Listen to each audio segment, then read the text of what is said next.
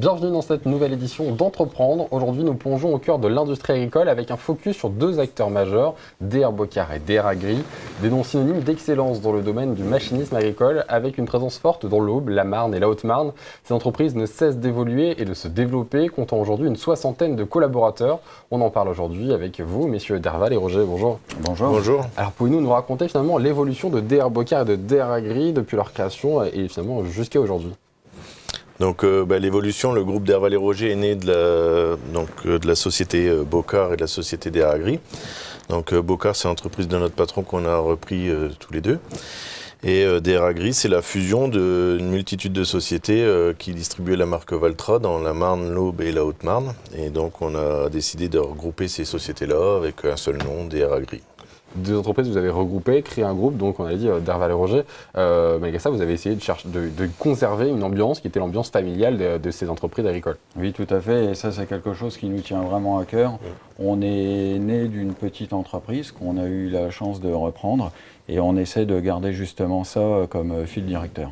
Alors, entreprise familiale ne veut pas dire pas d'innovation, justement. Vous distribuez différentes marques qui, elles, évoluent et innovent, notamment la marque Fendt, qui est une des marques, finalement, que vous distribuez presque le plus, ou qui est en tout cas très innovante. Oui, tout à fait, oui. Donc, on a la chance de distribuer cette marque-là. Donc, c'est une marque qui, historiquement, a fait démarrer l'établissement Bocar.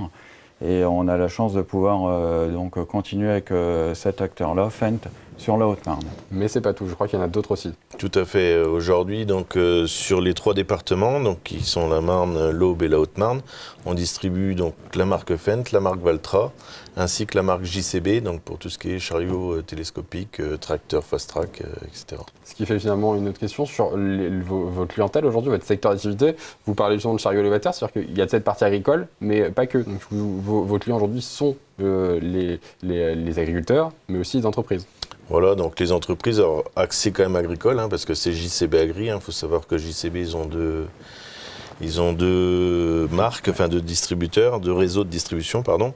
Donc le réseau de distribution TP, où là ils vont aller beaucoup plus dans l'industrie, et le réseau de distribution Agri, où là nous on va aller chercher plutôt les éleveurs, les vignerons, les forestiers, avec des outils bien particuliers. Donc, tous ces secteurs-là peuvent venir taper à vos portes pour effectivement être fournis en machines, mais aussi, du coup, pourquoi pas avoir de la maintenance ou du dépannage. Voilà, donc aujourd'hui, on assure la vente et le service de ces machines-là. Donc on a une équipe de techniciens, attitrés souvent par marque, qui peuvent assurer la maintenance de tous ces produits. Vous êtes implanté du coup depuis 1 an en Haute-Marne, deux nouvelles implantations pour vous. Comment ça s'est passé et pourquoi finalement avoir choisi la Haute-Marne ? En fait, la Haute-Marne, donc on était très proche de Éric Cuny, donc l'ancien gérant du comptoir agricole de Bologne, qui souhaitait mettre ses droits à la retraite. Et donc du coup, il nous a proposé éventuellement de reprendre le secteur pour développer, continuer à se développer. Et c'est chose qu'on a fait donc en janvier 2023, donc on a décidé de reprendre. Et par la suite, il y a la marque Fendt qui s'est trouvée libre sur le secteur. Du coup, on a saisi l'opportunité pour la récupérer et développer encore plus l'activité de ces deux sites-là. Une certaine cohérence, surtout votre avec un certain problème, c'est le recrutement, quoi. Le recrutement, on en parle justement aujourd'hui. Vous cherchez donc différents postes dans différents domaines. Quelles sont finalement les qualités, les compétences que vous cherchez sur des postes de techniques commerciaux et de mécaniciens? Voilà, donc principalement du technicien agricole qu'on cherche. Donc en fait, on recrute sur tout niveau, du débutant jusqu'aux personnes qui ont les plus de compétences. Aujourd'hui, on est capable d'assurer aussi des formations pour les plus jeunes. Donc formations qui peuvent se faire en interne ou via les constructeurs. Ils ont des réseaux de formation, donc on inscrit nos collaborateurs à ces stages-là. Et puis au niveau commercial, donc pareil, ils ont un accompagnement qu'on peut leur offrir. Ce qui veut dire finalement qu'aujourd'hui, vous recrutez des jeunes qui sont soit en alternance, soit non, et ils peuvent justement avoir cette formation chez vous en interne. C'est une de vos priorités de former et d'accompagner les équipes. Oui, aujourd'hui, pour essayer d'avoir le meilleur de quelqu'un, ça passe par de la formation. Et aujourd'hui, on offre un service à nos clients qu'on souhaite être le meilleur et on est obligé de passer par ces phases-là de formation. Je pense que quelqu'un qui aujourd'hui serait mécanicien automobile, qui voudrait venir du coup dans le monde agricole, vous pouvez du coup le former pour finalement connaître ce nouveau secteur. Il a des bases mais pas encore spécialisées. Voilà, exactement, et on va réussir à si lui est volontaire, bien sûr, grâce au stage, à l'imprégner dans le milieu agricole. Donc ça, c'est une de vos priorités, c'est la formation. Le tutorat aussi avec l'accueil d'alternants.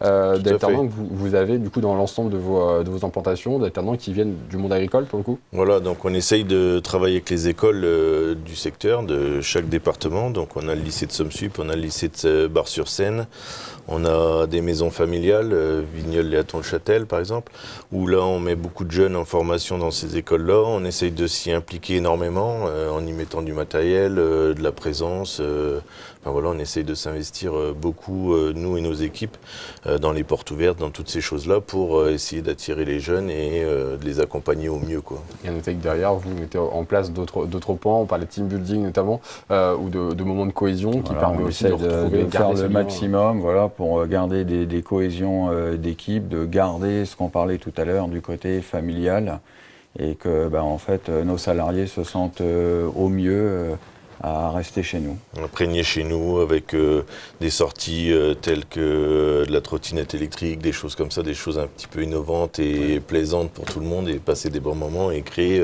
justement une espèce de famille pour travailler ensemble, quoi. La distribution de trottinettes, non, pas encore. Pas encore.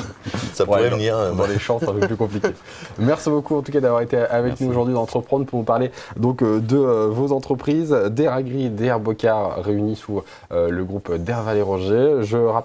Je répète les implantations à Gigny-Bussy et Saint-Lunier-en-Champagne dans la Marne, Savières et Saint-Jean-de-Bonneval dans l'Aube, Bologne et Baudrecourt dans la Haute-Marne. Merci beaucoup d'avoir été avec nous. Merci à vous. Et à bientôt dans Entreprendre.